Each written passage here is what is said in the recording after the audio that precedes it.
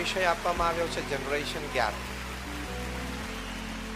એટલે કે બે પેઢી વચ્ચે, એટલે કે માતા પિતા અને એમના સંતાનો,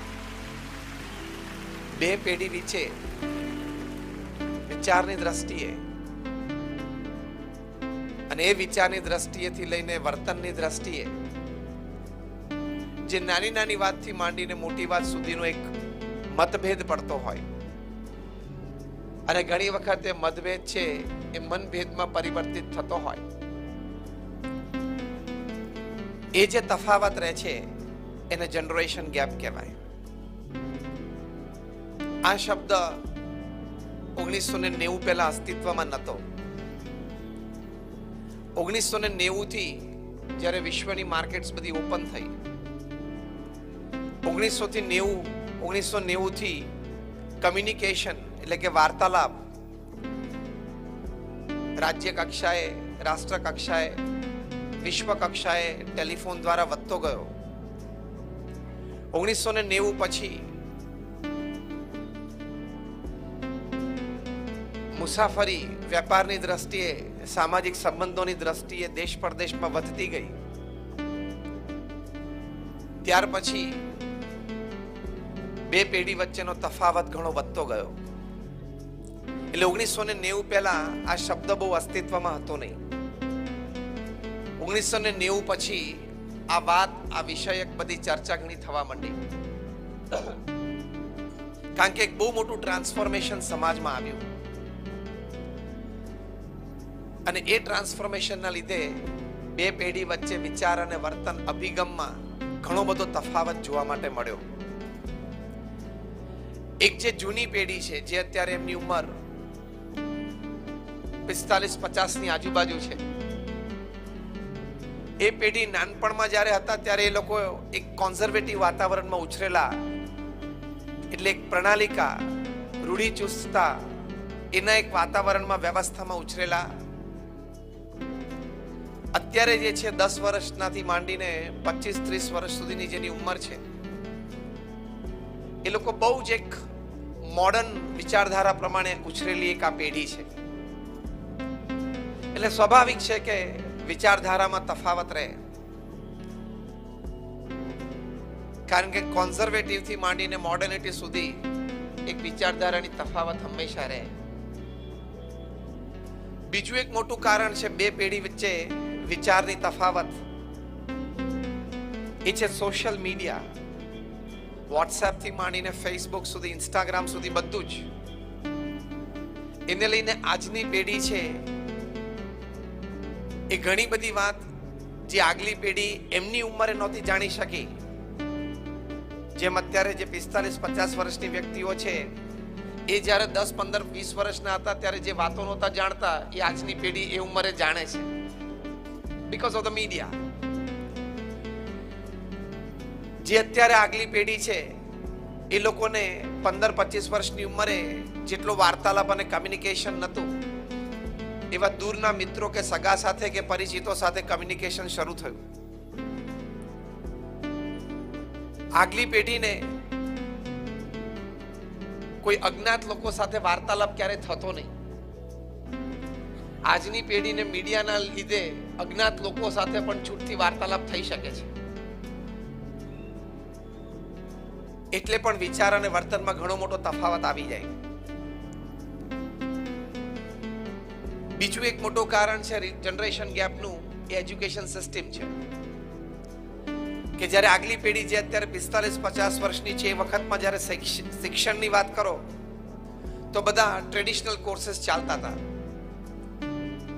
આજથી 30 વર્ષ પહેલા કે 40 વર્ષ પહેલા કોઈ ક્રેશ કોર્सेस હતા નહીં, કોઈ અઠવાડિયા મહિનાની કોઈ કોર્सेस એવી સિસ્ટમ હતી નહીં.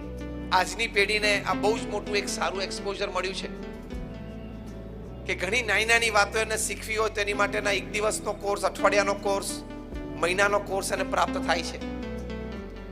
એટલે શિક્ષણની દ્રષ્ટિએ બે પેઢી વચ્ચે બહુ જ મોટો તફાવત છે. આગલી પેઢીને એન્જિનિયરિંગની દ્રષ્ટિએ 8 થી 10 ફેસિલિટીઝ ઓપન હતી અને 6 થી 8 ફેકલ્ટીઝ ઓપન હતી. આજે કદાચ ગુજરાતના શહેરે શહેરે દરેક 4 રસ્તે એક એન્જિનિયરિંગ કે ફાર્મસી કે મેડિકલ કોલેજ ઊભી છે. એટલે ફેસિલિટીઝની દ્રષ્ટિએ પણ exposure is beyond somebody's imagination. અને ફેકલ્ટીઝની દ્રષ્ટિએ પણ તમે જો તો પણ એક મોટો તફાવત છે. 8 કે 10 એન્જિનિયરિંગના કોલેજીસ, 8 કે 10 એન્જિનિયરિંગ લાઇનની ફેસિલિટીઝ આગલી પેઢીને મળતી હતી. હવે આ પેઢીને તો અગણિત થઈ ગઈ છે. આગલી પેઢીને બહુ સારું સ્કોરિંગ કરે ત્યારે એન્જિનિયરિંગમાં મળતું આજે 50% પણ ધારે ફિલ્ડમાં એન્જિનિયરિંગમાં એડમિશન મળે છે. થોડુંક બહાર જવું પડે, થોડીક વિશેષ વ્યવસ્થા બીજી કરવી પડે, પણ મળી જાય ખરું. એટલે વિચારધારામાં ઘણી બધી તફાવત આવે છે. આજની પેઢી એવું સમજે છે કે ઓછી મહેનતે પણ મનધારી લાઈન મળે છે. આગલી પેઢી એવું સમજતી હતી કે બહુ મહેનતે આપણને મનધારી લાઈન ભણવામાં મળે. એટલે એજ્યુકેશનની દ્રષ્ટિએ પણ બહુ જ મોટો તફાવત છે. જીવનના અભિગમો વિશે પણ બે જનરેશન વચ્ચે બહુ જ મોટો તફાવત છે. જૂની પેઢી હતી એમ માનતી કે જીવનમાં સ્થિરતા અને સંયમ અગત્યના છે. નવી પેઢી એવું માને છે કે જીવનમાં સાહસ અને કરી દેખાડવું એ વિશેષ અગત્યના છે. એટલે પણ મોટી જનરેશન ગેપ છે. બે પોતાની વિચારધારામાં સાચા છે, યોગ્ય છે, સમય જુદો છે. એટલે જૂની પેઢીને સ્થિરતા અને સંયમ ઉપર આગ્રહ રહેતો, નવી પેઢીને સાહસ અને નવું કરવું એની ઉપર એની વિચારધારા રહે છે. જૂની પેઢીનો અભિગમ એવો હતો કે એક સારી જોબ મળી જાય એટલે ગંગનાયા. નવી પેઢીને સારી જોબથી સંતોષ ઓછો છે, એને એન્ટરપ્રેનર બનવું છે, સ્ટાર્ટઅપ કરવું છે. એટલે પણ જનરેશન ગેપ બહુ મોટો છે. અગેન આઈ ટેલ યુ કે બે જનરેશન પોતપોતાની રીતે પોતપોતાના સમયમાં પોતાની વિચારધારાની દ્રષ્ટિએ સ્પષ્ટ અને સાચા જ હતા અને છે. પણ એને લીધે એક તફાવત છે, એ પણ હકીકત છે. એક બીજો પણ દ્રષ્ટિકોણ જીવનની દ્રષ્ટિ એ છે કે જૂની પેઢીના અભિગમમાં એમ રહે છે કે શાંતિના ભોગે કાંઈ નહીં, અને નવી પેઢીને એમ રહે છે કે જીવનમાં શાંતિ પણ મેળવીશું પણ સાથે કંઈક મોટું પણ કરીશું. તો એના લીધે પણ એક જનરેશન ગેપ બહુ જ મોટી જોવા મળે છે. ટેકનોલોજીની દ્રષ્ટિએ પણ જનરેશન ગેપ બહુ જ મોટો છે. જે અહીંયા જૂની પેઢી બેઠી છે 50-60 વર્ષની, એ લોકોએ લેન્ડલાઇન ફોન્સ પોતાના ઘરમાં પોતે જુવાન હતા 25 વર્ષ પહેલા ત્યારે બહુ જ ઓછા જોયેલા, ભાગ્ય જોયેલા. જ્યારે નવી પેઢીને સ્માર્ટફોન્સ હાથમાં છે. 1990 થી અત્યારે 2019 સુધીની આજે 30 વર્ષની ટેકનોલોજીની જે હરણફાળ છે, જેના લીધે નવી પેઢીને એક બહુ જ મોટો લાભ મળ્યો છે, એ લાભ જૂની પેઢીને નતો મળ્યો. જૂની પેઢી માટે જ્ઞાનનો સ્ત્રોત હતો પુસ્તક અને શિક્ષક. નવી પેઢી આ બે વસ્તુને બાયપાસ કરીને સીધા નેટનું એક્સેસ બની ગયું. એટલે એક જનરેશન ગેપ પણ બહુ મોટો વધી ગયો. કારણ કે જૂની પેઢીને કંઈક માહિતી જોઈતી હોય તો દિવસો થતા, નવી પેઢીને કોઈ માહિતી જોઈતી હોય તો મિનિટ્સ થાય છે. મિનિટોમાં એ નવી માહિતી મેળવી શકે છે. એટલે પણ વિચારધારા, વર્તન, કાર્ય કરવાની પદ્ધતિ, કાર્યક્ષમતા બધામાં બહુ જ મોટો તફાવત આવી જાય. અને એની ઇફેક્ટ, એનો એક પ્રભાવ પ્રણાલિકા, રીત પરંપરા ઉપર પણ બહુ પડી ગયો.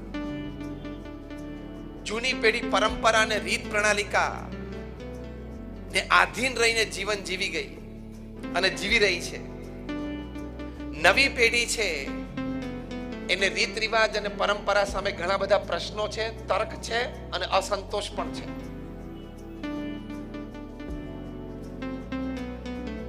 સામાન્ય દ્રષ્ટાંત રૂપે જૂની પેઢી હતી હંમેશા જબ્બા સાથે લેંગો જ પહેરે, નવી પેઢી તો જબ્બા સાથે જીન્સ પણ પહેરે. પ્રણાલિકા તફાવત આપણે જોઈ શકીએ છીએ. આ તો એક સામાન્ય નાનો દ્રષ્ટાંત જે આપણને દેખાય છે, આપણને ખબર પડે. તો એક વિચારધારા કોન્ઝર્વેટિવ થી મોડર્નિટી થઈ,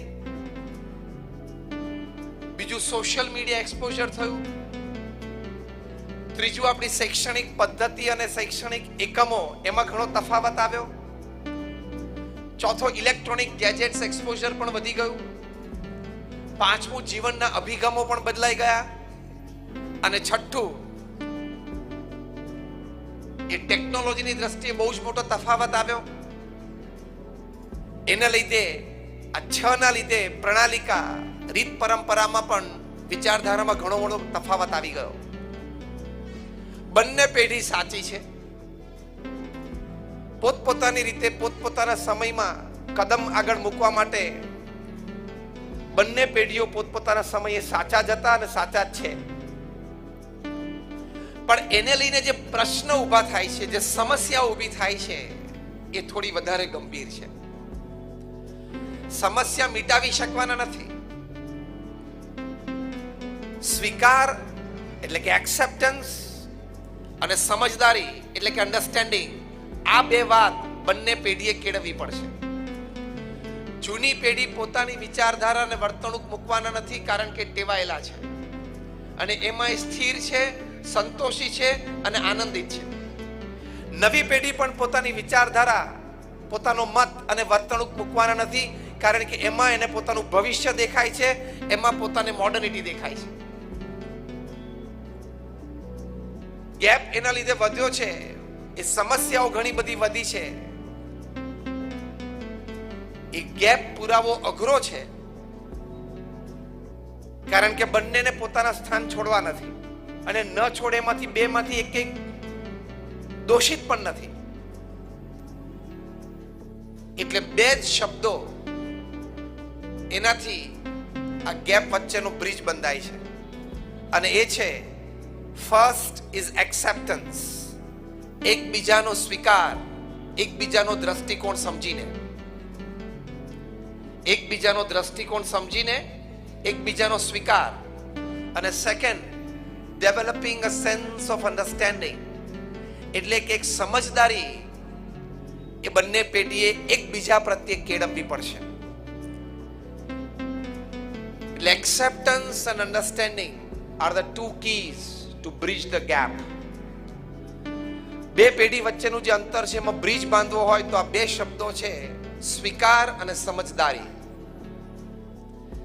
એ સ્વીકાર અને સમજદારી યથાર્થ પ્રમાણમાં બંને પેઢીમાં વિકસે, એની માટે અમુક ચોક્કસ વિચારધારા, વર્તણૂક, કાર્ય પદ્ધતિ એ બંને પેઢી અપનાવી પડશે. એમાં પહેલી અગત્યની વાત છે સમય. હવે આપણે બહુ જ પ્રેક્ટિકલ વાત કરીએ છીએ. બંને પેઢી બને ત્યાં સુધી વધારે સમય એકબીજા સાથે ગાળે તો બંને એકબીજાનો સ્વીકાર પણ કરી શકશે, એકબીજાને સમજી પણ શકશે.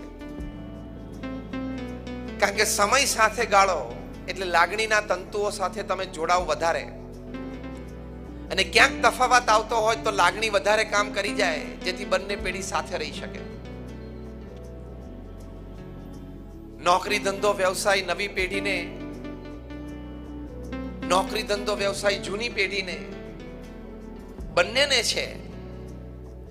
દિવસ દરમિયાન નોકરી ધંધો વ્યવસાય કરીએ, પણ સાંજે તમારે ચોક્કસ બે પેઢીએ સાથે બેસવું જ જોઈએ. સાથે ભોજન કરવા બેસો, સારી વાત છે.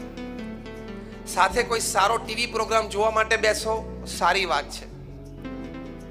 પણ એ સિવાય પણ સાથે 20-25 મિનિટ, અડધો કલાક રોજ પરિવારજનોએ બેસવું જ જોઈએ.